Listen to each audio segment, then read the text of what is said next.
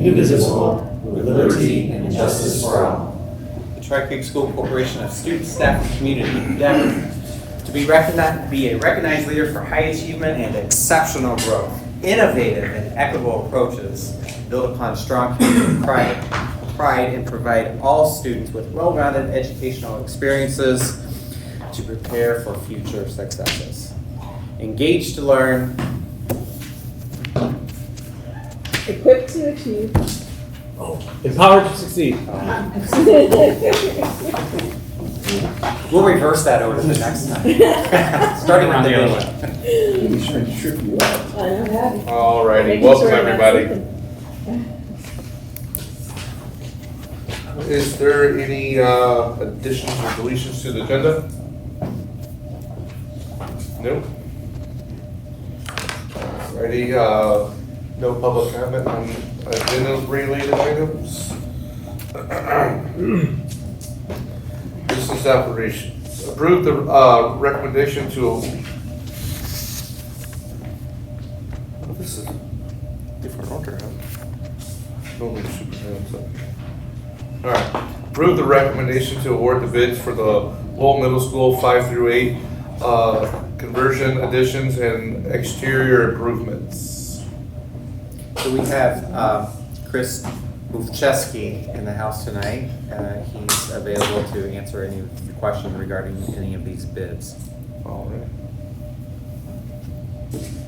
It's all yours. Thank you.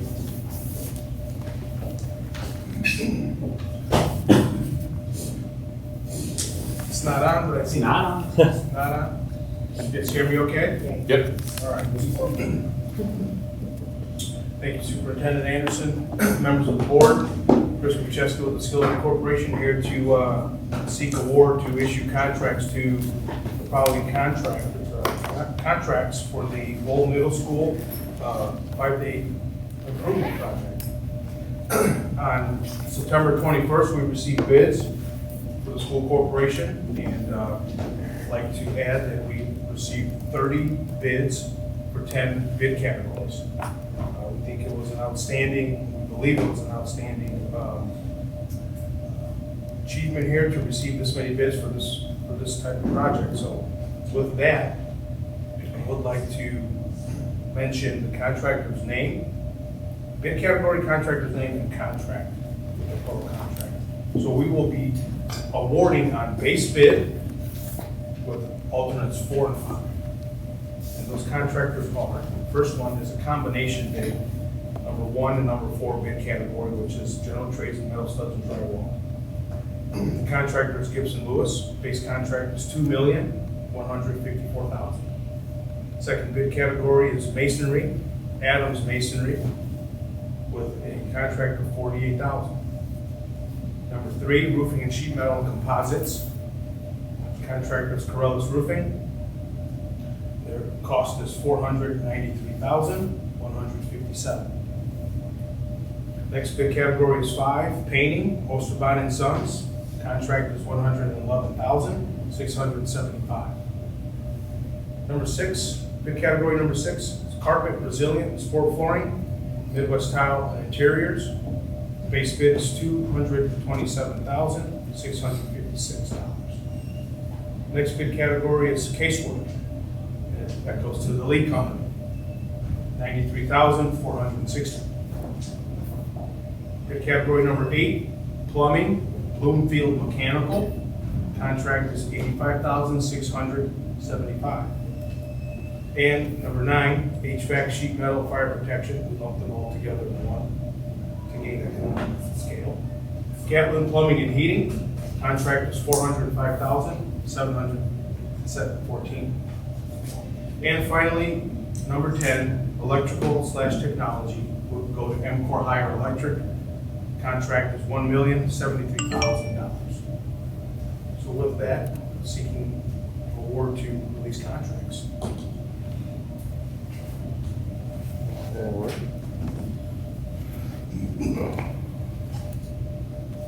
Those look pretty good though, as far as Yes. what we were thinking that they were gonna come in? Yes, good. We had estimates just around that dollar amount, and we're using contracts for base bid and alternate 25. Motion? I'm quite familiar with most of the contractors there, and I feel comfortable with most of them. So I'll make a motion to accept, proposal to accept the bid. I'll second. I have a motion and a second. Any further discussion? All in favor by saying aye. Aye. All opposed say nay. Motion passes. And number 2, approve the recommendations to award the bids for the Lowell High School site bleachers, turf, and drainage project. Thank you. So with both of these award recommendation letters, our office is going to issue a notice to proceed no later than Monday. With that, that's going to start the procurement process of submittals, color selections, and what have you. And then work will start shortly after that within plus or minus 3 weeks.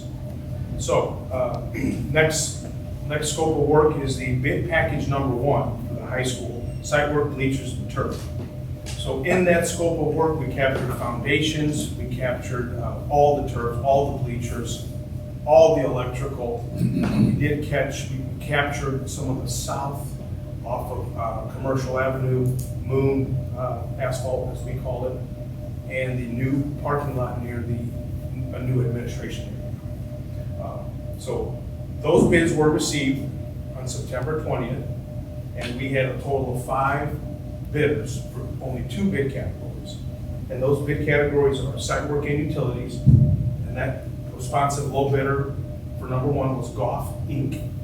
Base bid contract, along with alternate number 1, is to receive field turf as a manufacturer alternate. That contract is $14,985,000. And the second and final bid category within that bid package 1 is electrical, Sweeney Electric, $4,270,000. Total project $19,255,000. Again, just bid pack 1. Bid pack 2 is on the street currently for bidding. All right. And same with that was a good number as well. Very good number, very good number. We had low participation in bid category number 1, but the right contractor did, on the earthwork side, did receive it. So we're happy with those numbers Good. for the overall budget. Do I have a motion? I'll make a motion to approve these. Second? I'll second. I have a motion and a second. Any further discussion? All in favor by saying aye. Aye. All opposed say nay. Motion passes. Thank you very much. Thank you. Have a great evening. Thank you. Thank you. Thank you for keeping us apprised of this. Thank you. There will be board meeting updates coming also. Sounds good. It will take about an hour or so per project. See you. Thank you. Thank Have a you. good night. You too, thank you.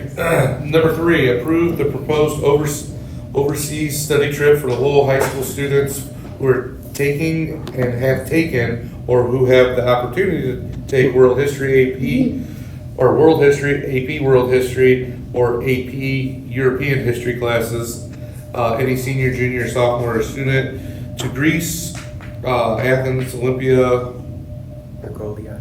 how do you say that? Argolia? Argolia, and Delphi during the spring break of 2025. I'll make a motion to accept it. I have a motion. I'll second. I have a motion and a second. Any further discussion? So we have Mr. Whirling in the house. If you have any questions, please let me know. We had a successful trip to Germany last year. That was trip number 8. This is going to be trip number 9 that I've taken with students over spring break.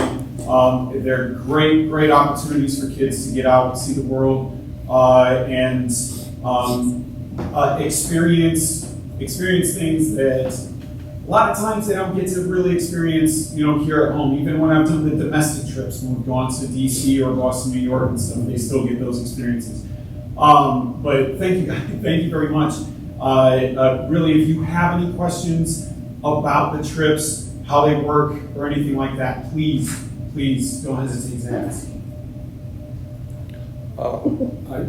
I've been around such trips as this, and I know they are educational, they're fun, they're exciting for the kids, And as you alluded to, kids normally don't have these opportunities in life. They get wrapped up with school and in life and families. So this is a perfect opportunity for them to get out and explore new, especially outside the United States. So thank you. And I appreciate that you're doing this. I hope that the students are able to come up with some fundraisers and the community can get behind and support them in this, because it's a big cost, but it's definitely worthwhile for them to get out there and see the rest of the world and open their eyes to things. It is a big cost. I've done fundraisers in the past. To be honest with you, the fundraisers are, they are good things, but the percentage that you get from fundraising has actually been kind of lower and lower each year and stuff. What EF does, which EF is the company that I go through, they actually provide a direct link for students to give to family members, to give to friends, parents, things like that, so that instead of a GoFundMe, so a GoFundMe link does the same thing, but a GoFundMe takes a percentage off the top. This link through EF is 100%. So like instead of asking for gifts for for a birthday or Christmas or something like that, they can offer this link up, and the family member friend can just directly whatever amount they want to goes right into the account, and there's nothing off the top whatsoever. So that I think is really good. Is a really good way for them to help raise money and things like that, instead of instead of asking to buy something. I guess. Sounds good. Appreciate it. Thank you very much. All right, I have a motion and a second. Any other discussion? All in favor by saying aye. Aye. All opposed, say nay. Motion passes. Alrighty, number 4, approve the overnight study trip for the Lowell High School Future Farmers of America to attend the 2023 National FFA Convention and Expo in Indianapolis, Indiana, November 1st to the 4th of this year. I don't think I did Indy this year. They move it around. The national they do. I'll make a motion to approve this overnight trip. I'll second. I have a motion and a second. Any further discussion?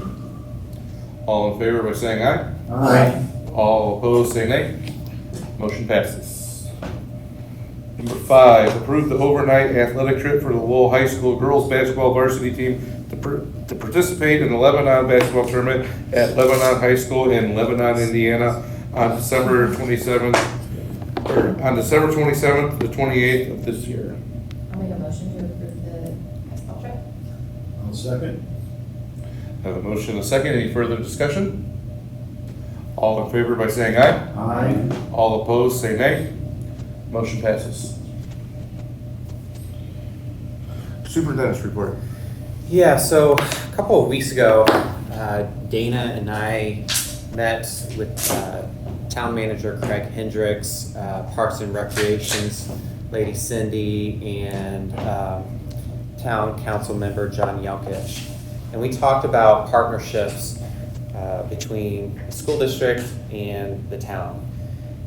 One of the conversations was about the Parks and Recreations conducting sport youth camps and utilizing our facilities and working with our athletics department on the coaches to run those. So we will be framing what that looks like out with Athletic Director McCormick, and be circling back around the town to set up that partnership. They're not looking to make any money off of it.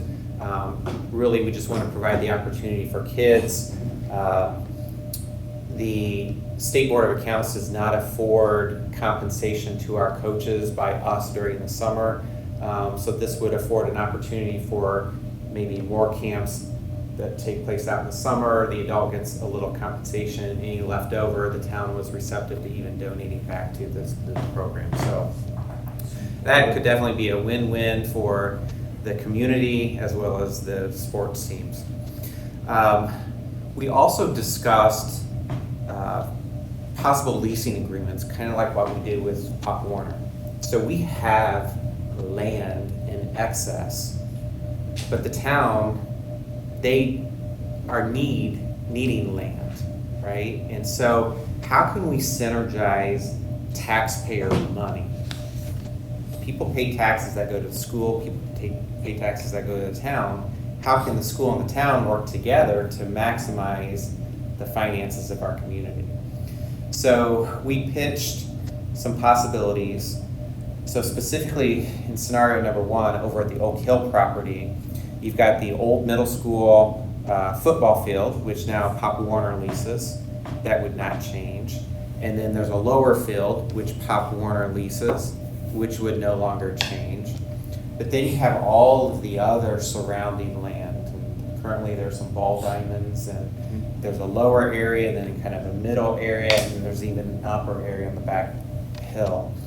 And we talked about a similar arrangement where the school district would just lease that property, they insure it, they schedule it, and they maintain the facilities. That would save us from using a full-time employee who spends an entire day, sometimes once a week, of just mowing. So we're saving money, the town would come out ahead, and in that possible partnership. That's scenario one. The second scenario is over at the Three Creeks property. On the north side, you've got the solar array, and then you've got the surrounding area that currently has soccer, and I think there's one baseball, two baseball fields. Yeah. So similar concept. We would turn that over to them. They schedule it, they maintain it, they insure it, and they're at the point. I think they're going to legitimately study that partnership. They're interested. I just need reassurance from the board that we're okay with that for them to move forward. Obviously, we would work out details. Right. But Yeah, there'd be some details I definitely would want to know about on it. Obviously, making sure that this is used for sports and different things like that, different programs for the youth. they're all about community. So they have some ideas, but they just need some consultation to make sure that what they're thinking, but I don't want them to go down that road if you're all not receptive to that. I mean, I like the idea of partnering with them, it's bring them in with us and Save use of our land. Again, it saves money for the town, it saves money for the school, and the community wins. And they're utilizing the property, which may not go used. Right, utilizing some space. I like for to our get out of town. mowing too. Right? What was that? Said I like to get out of mowing too. Yeah. We get a lot of grass. Need some goats. So there's a Cedar Lake development that was slated to go in, and the Lowell Tribune came out today. Bay Bridge is slated to be situated between 149th Avenue and Colfax to 153rd Avenue near Lake Dell. So board president and I received a notice of a hearing coming up in October, and rumor had it that it's Cedar Lake, but it's within our school district. And rumor has it that Cedar Lake was going to TIF it so that we would not receive any property tax off of the development. There was a public hearing last night, and there was quite a bit of opposition according to the Lowell Tribune, and it ended up the development approvals necessary got tabled. And then I noticed, I got a notice today that the hearing has been canceled, so just keeping an eye on that. When you say opposition, was it in favor of us opposition or opposition of us getting? Opposition of the development to not go in at all. Oh, Yeah. okay, Yeah. that's even better. Because we go up to 151st on the north end. So that would Some of it definitely. would be our school. That's district. what she Half of wanted. it, just some Yeah, houses yeah. up That's there. an important point. So I thought that with TIFs, school boards have some say in if they're approved or not approved. They do not. That legislation has not passed. Don't we have some subdivisions where they're teetering on both, municipalities, if you will, and there's a street that divides them, this side is Tri Creek, this side is the other side? I mean, why couldn't, I wouldn't be opposed to the subdivision if that's what they did, they have a street that would be the divide. So it's not in our town, our jurisdiction has nothing to do to approve the subdivision. That's Cedar Lake. but because it resides partially in our school district, That's it affects our taxes. absolutely. Where was it going? Lakedale Not area. the Or local. Right north. Oh, in the on north that port. north part of the lake. Oh, okay, I know what you're talking So, you had a question. So I thought there was some legislation going into effect, I briefly paid attention to it, now I need to look back at it, but that school boards would have a say in if TIFs were approved because it does directly affect if we are receiving that. The legislation did pass, but it only requires school corporations to be notified and basically included in the conversation, but they have no say in the outcome. And so they're basically, so a TIF is essentially a tax abatement, they don't, There would be no property tax coming to the school. Well, it for sounds how like the long? Pardon me? For how long? I believe it's up to 20 years, I believe. It sounds like the people are opposed to it in general, and that's a good thing. It's, yeah, the Cedar Lake folks. Now, if that same contractor came to us and said that they wanted to build on the Tri-Creek side, even if it was half of what originally was planned, is that a possibility? Well, we wouldn't want to make it a TIF.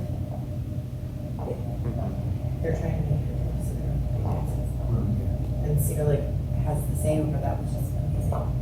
Yeah, it's kind of confusing, but I It's a just want to Cedar bring that Lake to your attention. approval. Cedar Lake approved. Yeah, it's a Cedar Lake approval, it's not our approval, or not Yeah. town. about. We basically just get a chair and watch. And really, it's a kickback to the developer, right? No, the money goes to The the town, town. yeah, for improvements, for future Because they improvements. do go. Through partnerships, you can work with the municipality to like divert some of that back to the district.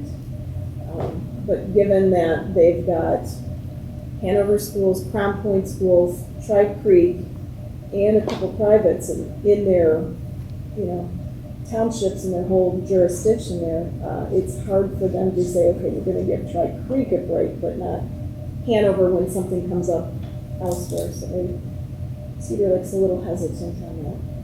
What is the point of the TIF? I mean, it's just so that the town can absorb that money? They take the money and then they use it for further development and improvements to attract more in that way. So it's sidewalk development, any kind of sewers, all that kind of stuff, roads, that kind of stuff. It's all infrastructure. They can use it specifically in that area or they can use it townwide. It goes into their TIF fund and they have to earmark it for what they are. So I will tell you, this is a conversation with the Lowell Town Council on our developments. And there appears to be support for our school district that if they do implement a TIF, they have the ability to identify all the taxing units and decide which ones are exempt or waived or partial. So it really is at their full discretion. I think the encouraging part of my report is there seems to be support for their local school system. It's amazing, Indiana doesn't allow costs to, I can't remember the name of it, but when a builder comes into town, to allow the builder to have to pay certain fees and things for development, but it allows TIFs. So instead of it coming out of the builder's pocket, it comes out of the school municipalities. Yeah, so instead of the builder having to pay extra licensing, permitting kind of fees, like other states do, Indiana doesn't allow that, but we can eat away at the towns. All right, so the school board conference was this past week, and we were exposed to a lot of public relations and branding, and so we did host a meeting today at the high school with the secondary school, so middle school and high school. Katie attended that meeting because she's got a lot of insight, and she was doing a lot of digging around in other school districts. So we had a lot of conversation about color, font, the logo shapes. Those are the branding aspects, but a lot of talk about color and consistency. Part 2, we had, we'll be reconvening to talk about naming the new construction. When I get to Thursday nights, Especially after a travel week. newly constructed areas in the high school. So the North Star, we're still going to call it the North Star. What are we going to call the upper team room? What are we going to call the concession stand area? There's a nice new main entrance, so we're going to give it a boulevard type of name. And so we'll be circling around that. I know you had a suggestion of maybe including students in that process. So my report is that we are taking a very concerted look at branding and making sure that we get it right with all of our newly constructed signage and turf field, and making sure that we've got consistency throughout. Dana was there, Jay was there, Katie was there. Do you have anything else that you would add? I think it was a great first conversation with the proper people, and it definitely identified a lot of things that we need to be looking at and be mindful of as we start making choices with the construction projects going forward. If that's all that we're looking at. Bigger scale, just district branding and coming together as a whole school district, and that PR side of it will come, I think, from that later, but the immediate is getting us all with the right color. Did either of you? It was eye-opening for certain. You get used to seeing things as they always happen. And sitting down today with even our uniforms that we've got of the various teams and stuff, and seeing the different shades of red, my gosh, there's scarlet, there's cardinal, there's red, there's, everything like that. So to see all of that was pretty eye-opening. Yeah. We had, 8 items on the table, and I don't know that any one of them matched. Nothing matched. And you just get used to seeing them, like, Kyle's shirt there, it's just. Look at your hat. The See the difference bright between red. the two, Well, yeah. That's fine. So, So What's that? the goal is to extend our branding and color and font to all of our feeder groups. yes. Even though they're not school, they're part of our community, right? And getting around the same brand, for sure. And making it readily available with a branding tab and everything else down the road. For sure, yeah. I think it'd be nice something to do as on the football side of the new stadium, is like something for E. Frigo or Nick Schultz. Something, name something after those two. That's a good idea. That's good, yeah. Hometown heroes. We'll think of a few other also. Right. Yeah. That's good. We did have a board work session recently regarding the alternate bid for the gymnasium here at the intermediate middle school. The architect has responded with 3 possible options. The vision was spearheaded by Katie, and so she and I had an opportunity to talk today, and Kyle came in as we were talking, and we think we got some viable options, and once we narrow those down to fit the vision, we'll bring it back around to the whole team and continue that conversation. But I think we're in that area of, there was good compromise at our work session. I thought there were good ideas, and maybe it's a phased in, do this now with the opportunity to expand, or maybe we don't do it all. So do you have anything else to add?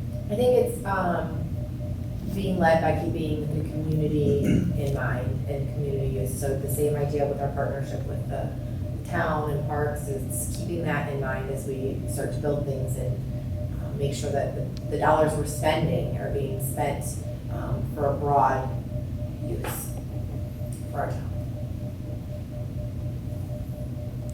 And that's all I have to update. All right, thank you much. Board member report? Anybody?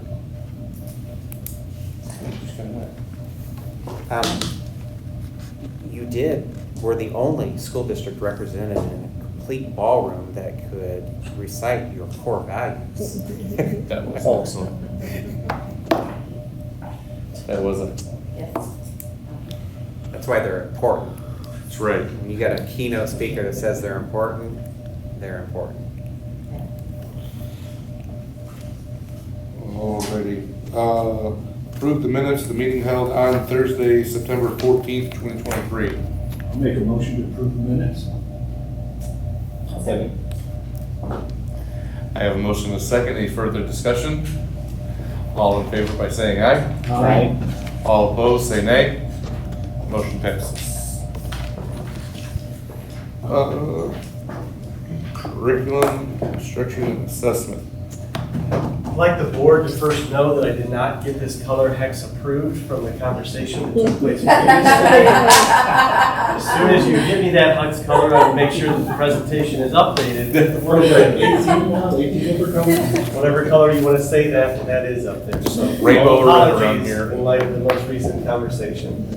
All joking aside, I stayed in the front just so I have the opportunity to kind of point to some of the data that we're going to look at. I want to begin with just a reminder of like the many presentations you had from each of the 5 building administrative teams last year, who really gave you kind of a status of the building. It was very much within the framework of their school improvement plans. It was towards the end of the year, so they had the chance to talk about where they were progressing towards in those school improvement plans. While a big part of that was academic data, they obviously spoke to behavioral data, they spoke to attendance data, they spoke to the things that kind of made up the school culture and climate as well. Now that we're in the new school year and everything has been compiled, the purpose of tonight's presentation is to kind of look at like how all of those pieces fit together and paint a portrait of what the district is sitting at when it comes to the academic portion of that data. After this presentation, you have an agenda item to approve the current school improvement plans for each of our 5 buildings. So the goal here is to kind of say, where did we end up last year in the major assessments that feed directly into the school improvement plans that you review. It provides you some context for the goal setting. It provides you with some context about the strategies that they wrote about. And hopefully it gives us the opportunity to see where we are not only locally and within state averages, but also I've put some references in there to our geographic neighbors as well. So that's kind of the intention of tonight. Much like each of our board meetings, I think it's important that we begin with the vision statement here, because as it reads, one of those first lines that gets recited every time we come together is a goal for our vision. What we aspire to be is a recognized leader for high achievement and exceptional growth. Now, while that can apply to academics, it's intentionally written to apply to all of our programs. But the purpose of tonight is to say, like, how do we stand up against that measure? Do we see ourselves moving towards becoming a recognized leader for achievement, both with our geographic peers and within the state? And are we showing growth over time? And if so, what do we attribute that to? And if not, what are the opportunities for improvement? And speaking of that, one of the guiding principles that definitely feeds into it, the things that we live and breathe every single day, one of those 4 guiding principles is of continuous improvement. So it takes us as an entire collective to stand forward and with transparency say we have to have an accurate barometer of who we are and where we are and not try to hide. If we've got areas that we can improve upon, we have to kind of own those, take a step back, and figure out what ways we can address them. Whether that's in the classroom, whether that's with real resources, whether that's with training, those are all things that we can talk through reflectively and should be reflected in the school improvement plans as well. So the first assessment that we're going to look at tonight is for our youngest learners of cohort, and that's our grade 3 students. So iRead 3 is a reading assessment that has been around for many, many, many years.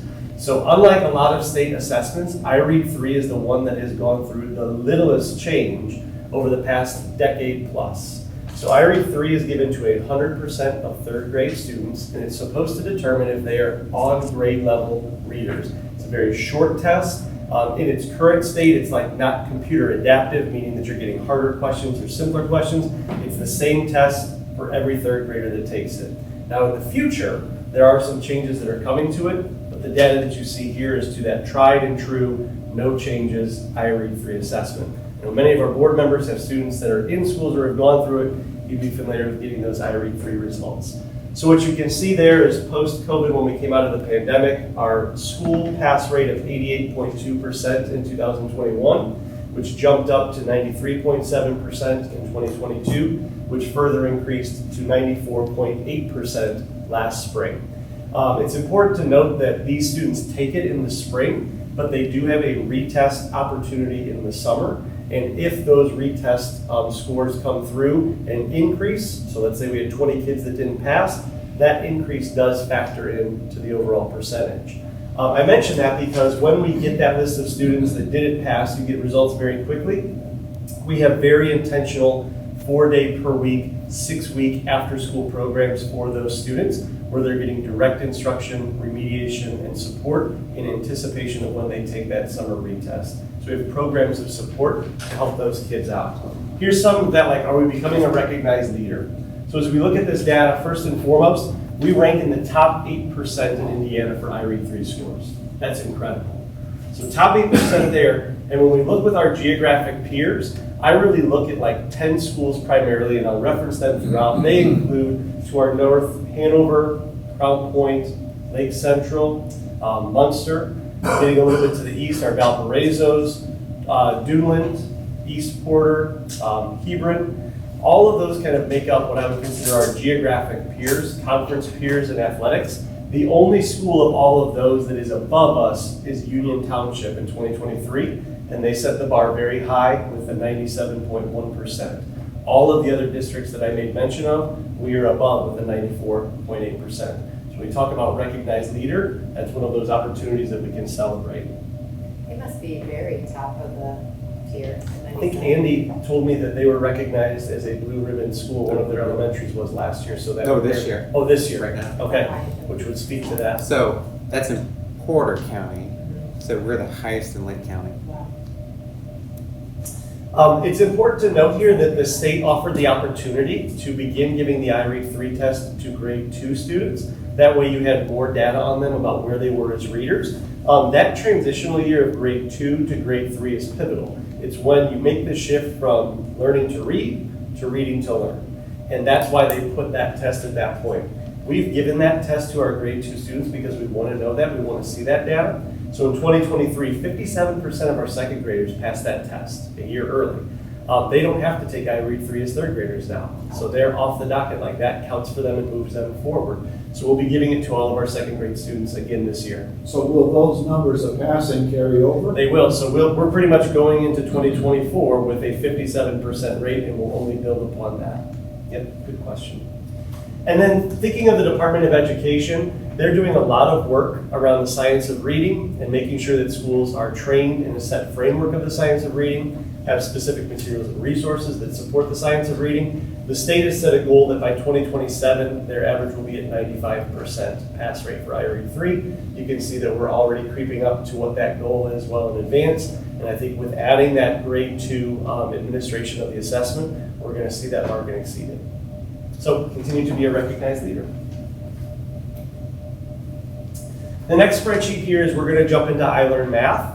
Our iLearn assessments are given to every grade 3 through grade 8 student.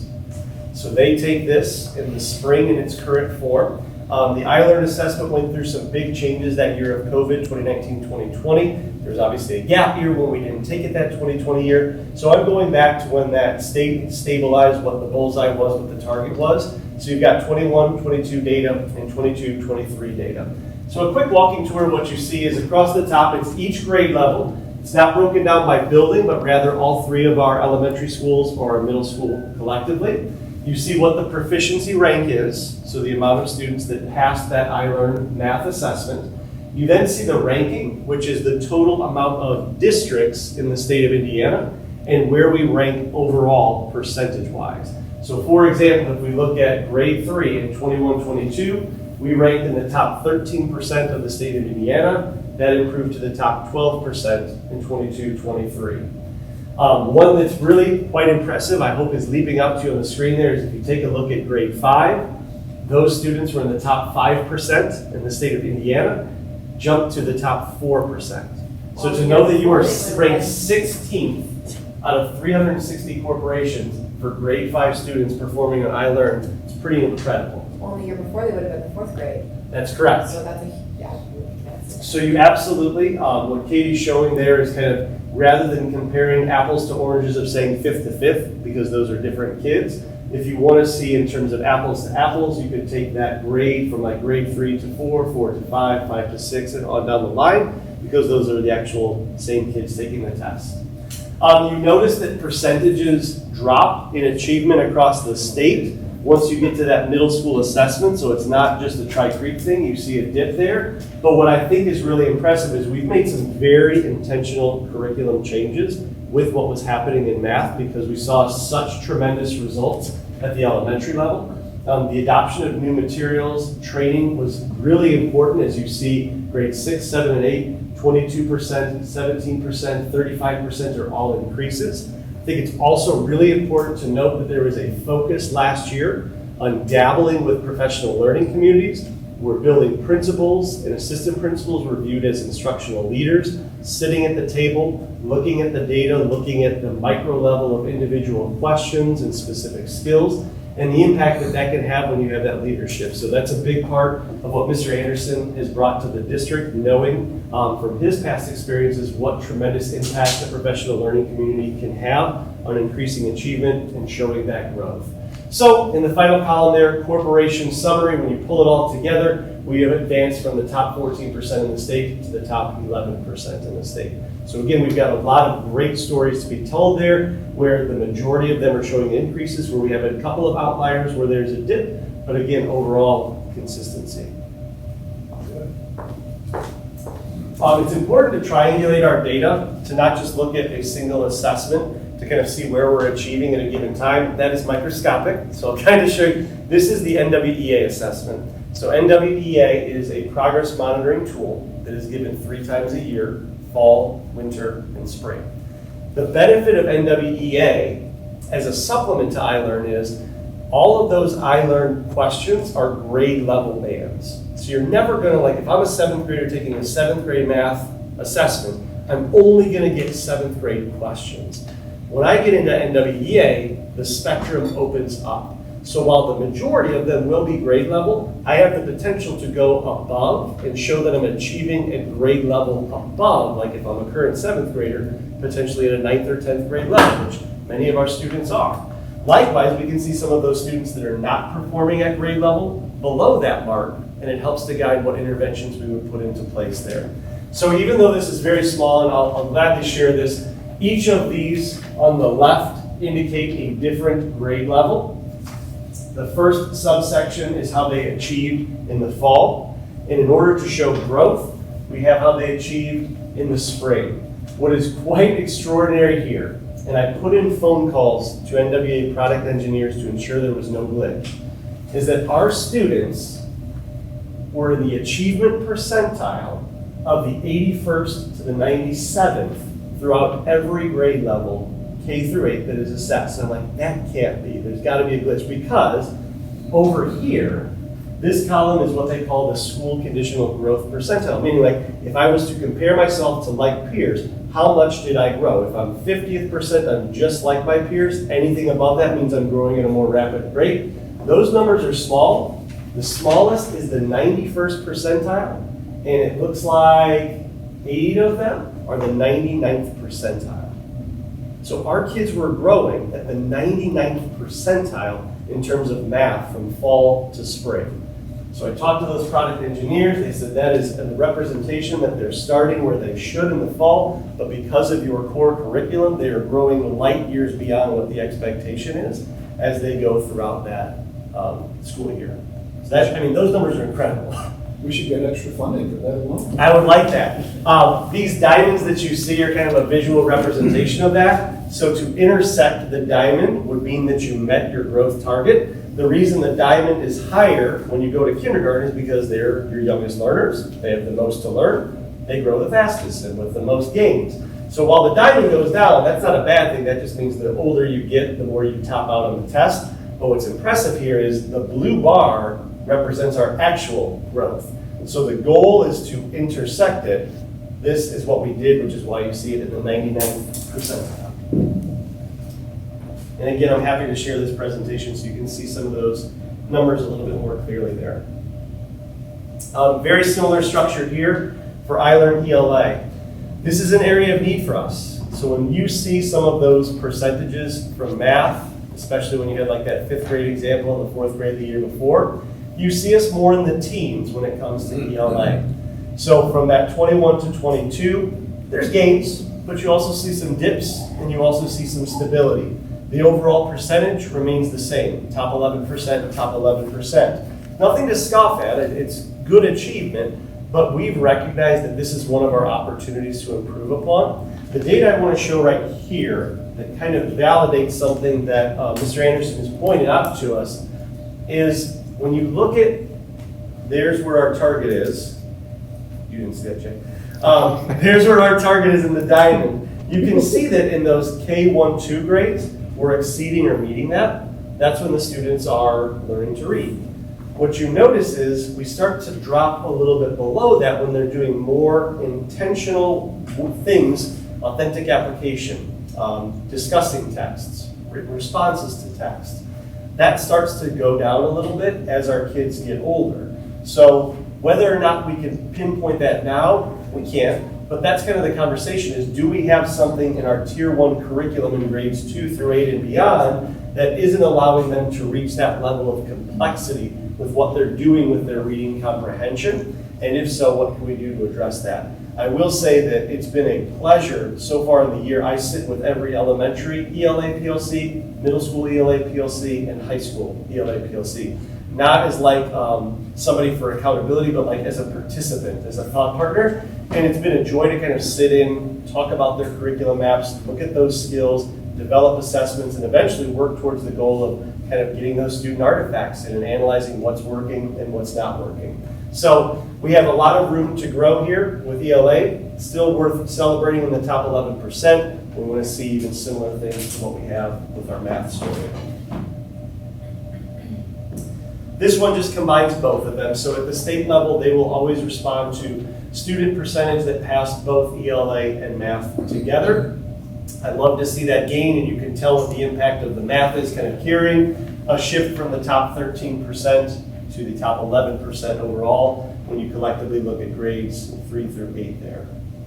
You also see some pretty substantial increases because those scores in math that were not at the state level or exceeding it in grades 6, 7, and 8 increased substantially, which brought like a grade 8 from the top 35% to the top 25% in 1 year when you look at them combined. So now that you're starting to get them more in lockstep, both in ELA and math together, we can see those go even higher. We do test in science. Science assessments for iLearn take place in 4th grade, 6th grade, and there's an iLearn biology test. So any student enrolled in biology, regardless of their grade level, in that final spring term will take the biology assessment. We have 2 years of data up here that are going to show you some growth. We have newly adopted science standards, which are rooted in the next gen science standards, which have been nationally implemented for many, many years now.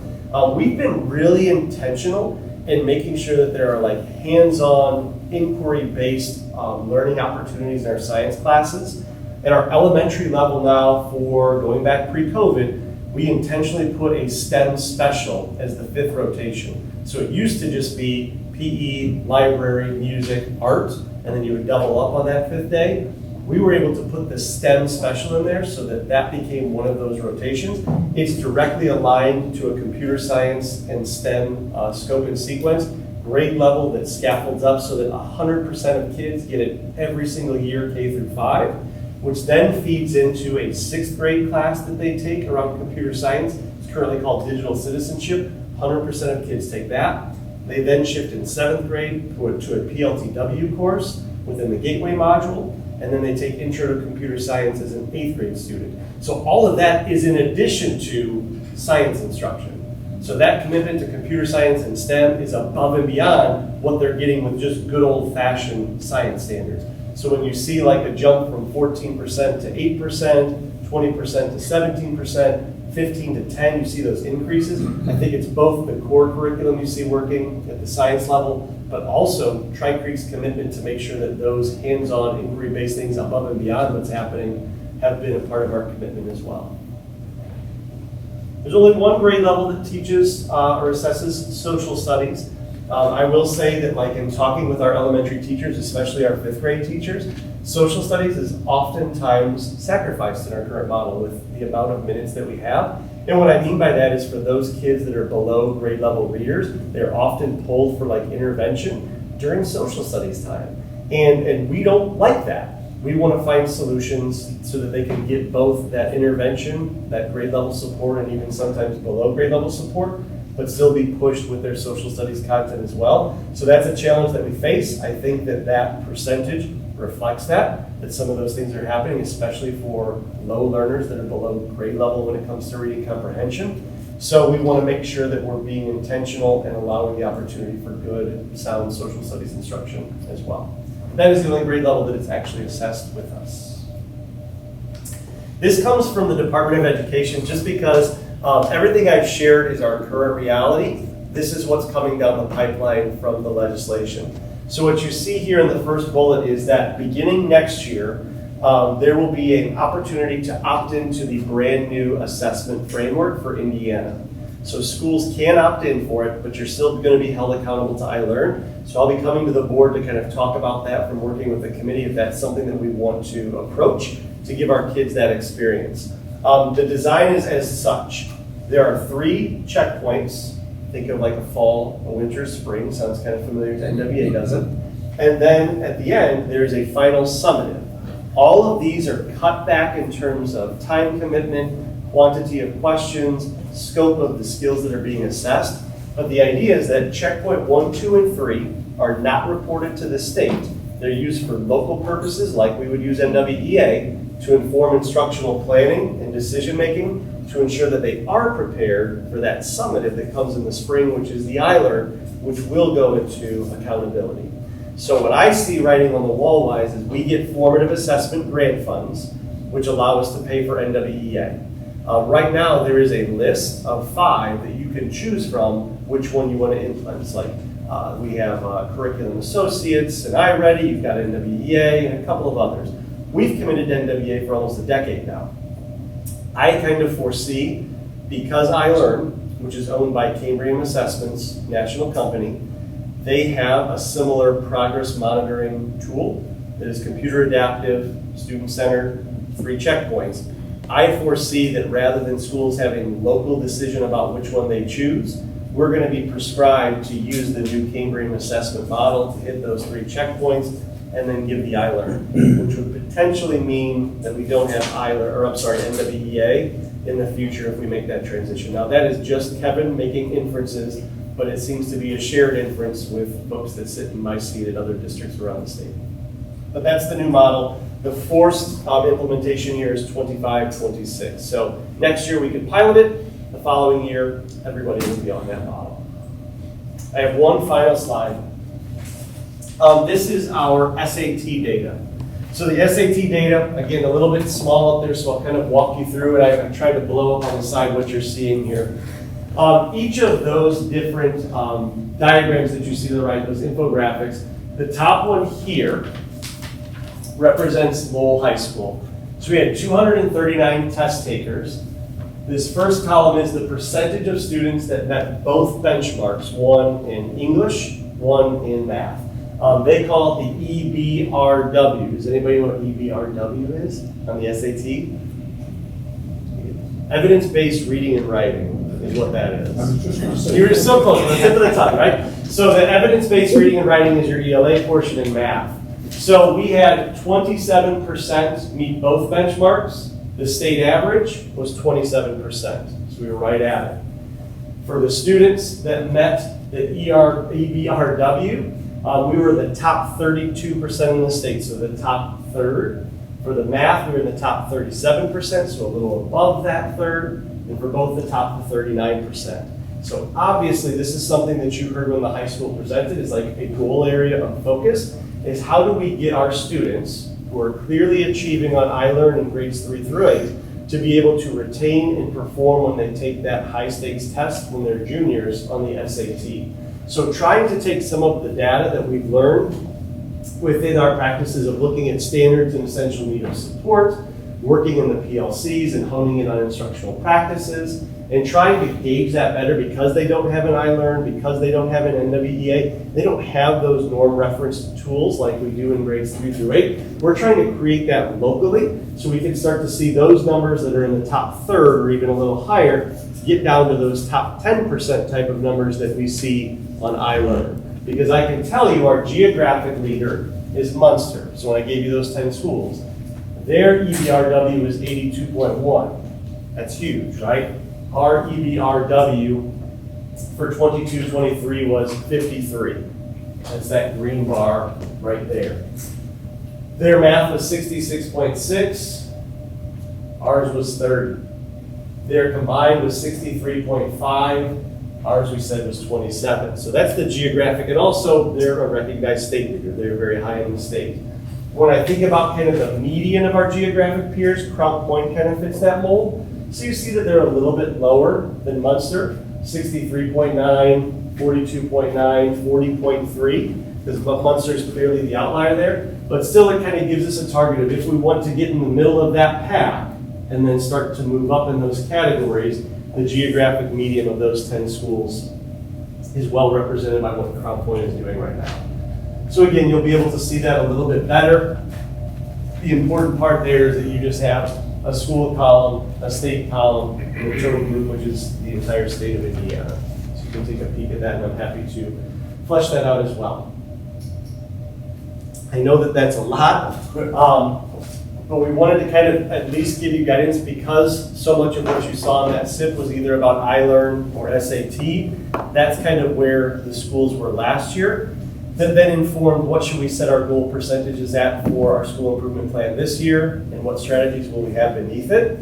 At a separate board meeting, obviously we have other assessments like the WIDA assessment for our English language learners, the IM assessment for our students that are in life skills classes, K through 12. Those are all important, but you're not going to really see those in your school improvement plans.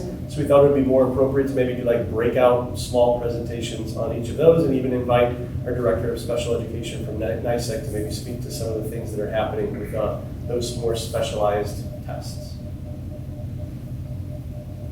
I'm happy to answer questions or go back and look at anything. Or if there are things that you would like to know that weren't presented that you could say, could you pull this and let us know, I'd be happy to do that. One thing, we leverage a website called 5Sight, or formerly Forecast 5, which does really amazing visuals of how you compare with like geographic peers, league schools. They have not input all of the 23 data yet, and I even talked to them as recently as this morning. As soon as they do, I'll be able to represent a lot of what you saw there in a nice visual. They just need to make sure that that data is populated for us. So you can visualize it rather than just see the numbers. Mr. Anderson, is there anything you'd like to add to it? I believe people of this community should be very proud that they are getting a high bang for their buck. Absolutely. I believe It's that unusual to see higher math scores. Like historically, usually math is not a district strong suit. You know, it always falls on English language arts. So it's really great to see that we are so strong in math. And I'm confident we'll get those. The ELA is doing fine, but I'm confident they'll match that soon.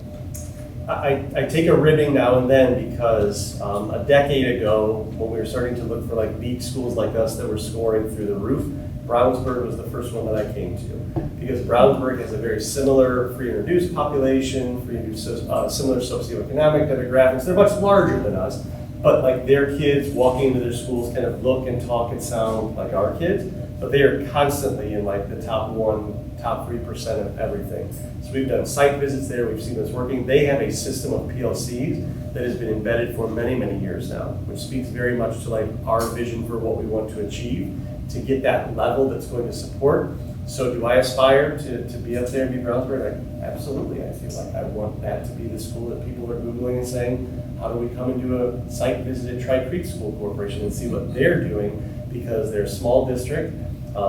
They didn't pass an operating referendum. They continue to do more with less somehow. Let's learn from them. And I think that that's a great goal for us to have and speaks to that vision statement of being a recognized leader. It was nice to get an email out of the blue from one of our area superintendents who had noticed our scores. And I That's what I want. Did you record it? Listen to it at night? Email. Oh, emails. He's got it framed on his desk. Okay. That explains it. Back to team effort. Well, I thank you guys. Here, print it Thank out. Very good. Alrighty, number 2, approve the school improvement plans for the school year 2023-2024. Yeah, so this is an annual requirement by the Department of Education. Believe it or not, what Kevin presented was a very overarching view of our academic performance. So each of the 5 schools took that performance data and tore it apart and drilled it down and put in strategies and benchmark goals. And that's what is attached in your board materials this evening. The state does require your blessing, and once you approve them, then each school will upload theirs probably tomorrow or early next week. I went through the high school and middle school almost in its entirety, and I was impressed. But I have to confess, I didn't make it to the elementary school. I was exhausted. There are, each school has a whole team. Yep. So A lot of information, data, clarity, and the statistics, and it's really good. Very impressed. It's like the beginning of the year report for all these principals and administrators have to. it's a lot. Locked in, it's a lot, yeah. Well, I will make a motion to approve the school improvement plan for all of our schools. I'll second. I have a motion and a second. Any further discussion? All in favor by saying aye. Aye. All opposed, say nay. Motion passes. All right, personnel. Approve the personnel report dated Thursday, September 28th, 2023.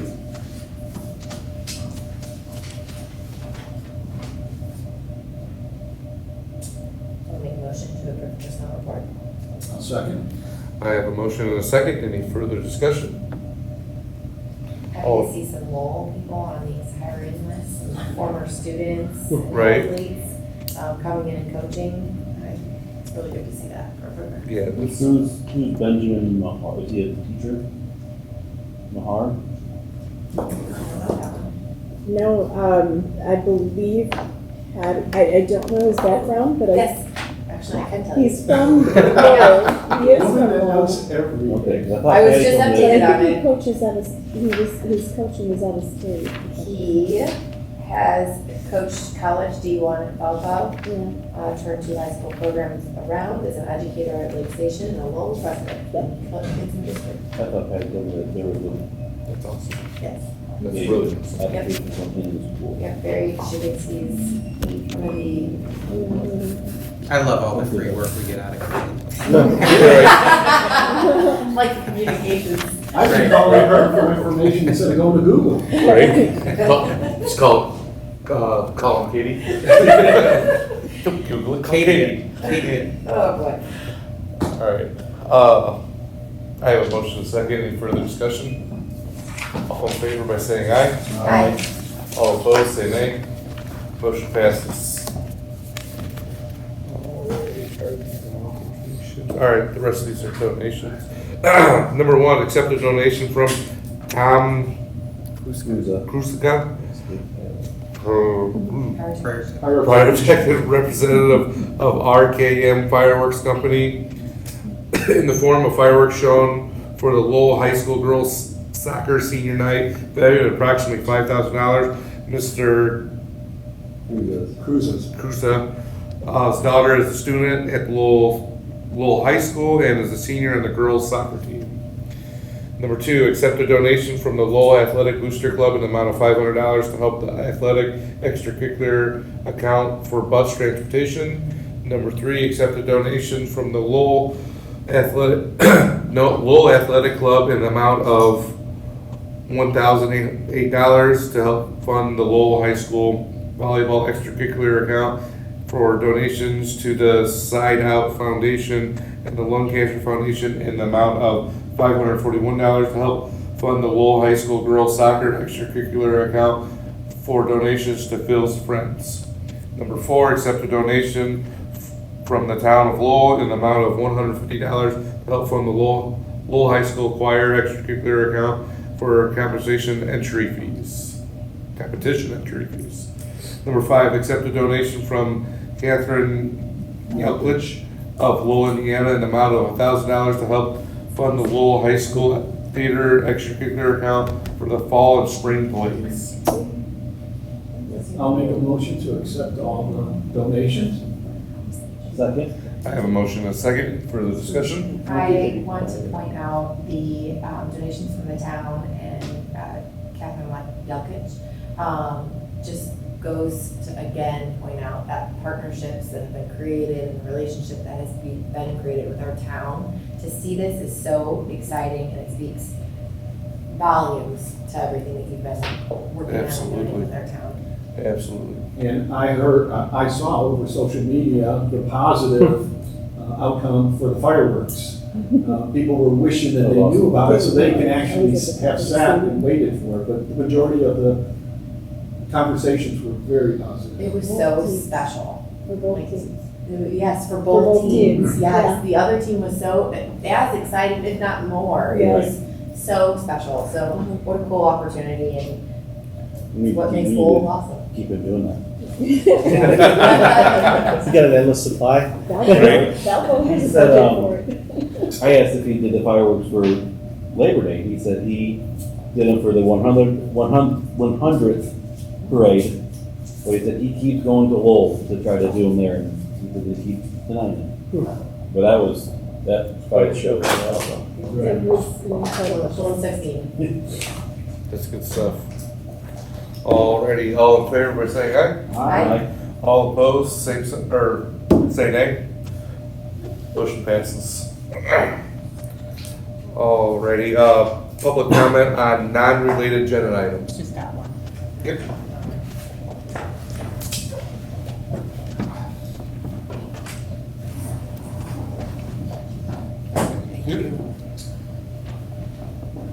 Good evening. My name is Marty Tuttle. I moved to Lowell 9 years ago.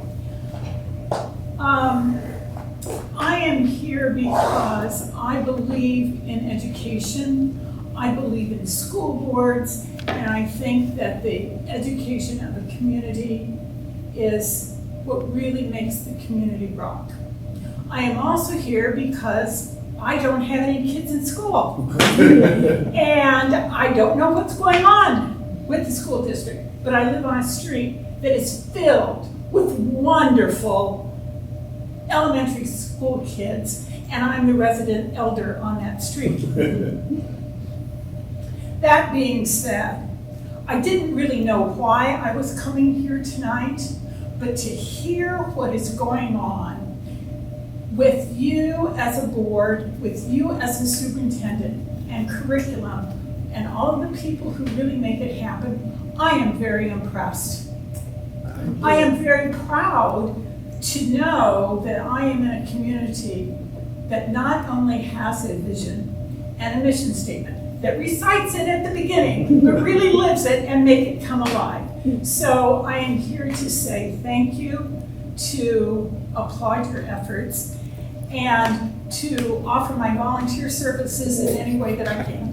Well, thank Give you. your CDL, appreciate it. You drive a bus. You drive a bus? I will take my little coach kids on my street, not the bus. We'll get your fingerprints before you leave. Thank you so much, that means a lot to us to hear the feedback like that. Thank you for coming. It lets us know that we're doing the right thing. Well, lucky to have you as a community member as well. Yes. That's awesome. Thank What a you. great, yes, I know. That's what I was thinking. Sure, Rosa. Oh, and I don't know anything that happens because not only do I not have kids, but I don't do social media. I'm with That's a you. good thing. But I'll come to the board meetings. That was a great way to end. Yeah, thank you very much. Thank you for coming. Thank you all for coming. The next school board meeting will be October 12th at 7 o'clock. Anything else from anybody? Meeting adjourned. Thank you all for coming.